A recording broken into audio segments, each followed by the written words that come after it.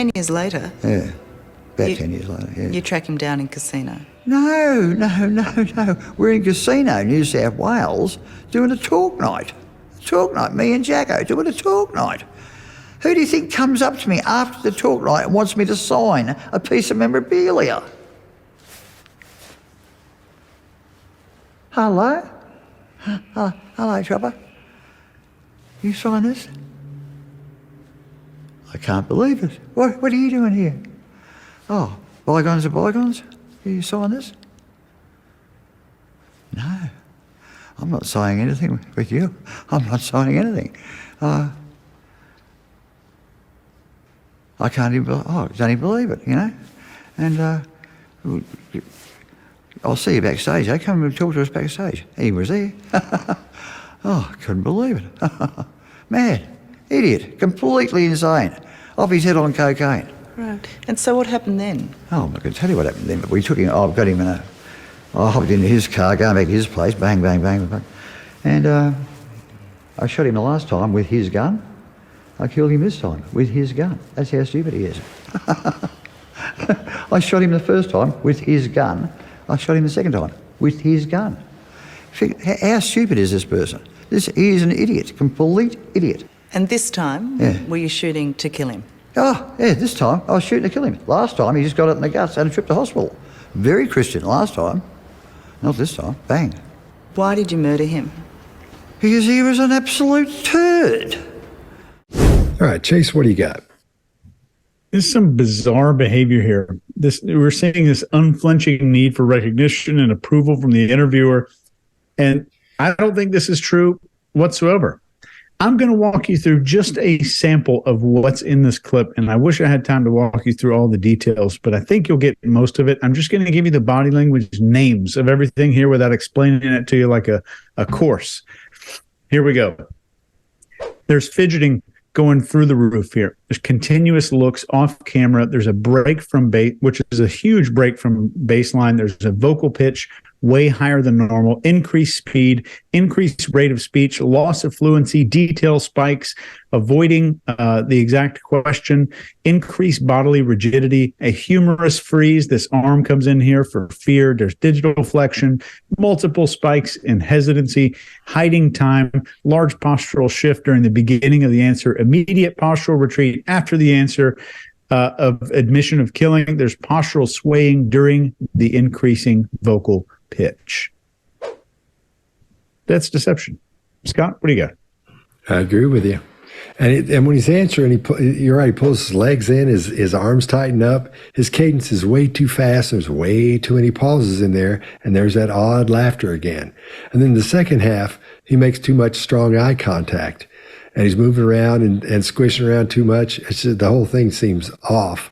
He's mumbling about 25-30% of the time. He's uncomfortable, and he skips over the details of the actual shooting and just says bang, bang, bang.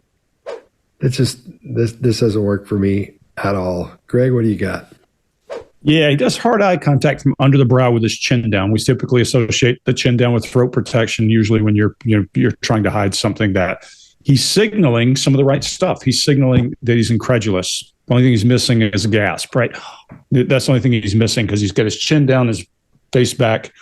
The narrowing of the mouth and widening of the eyes, I think I associate with anger, residual, some kind of displeasure. If the guy did show up, this might be what he wished he had done.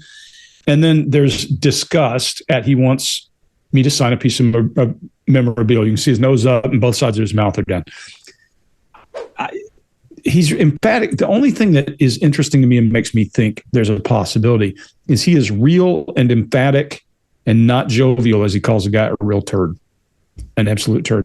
That part makes me go, is it just anger and some of that stuff did play out? Maybe it's causing him to behave this way.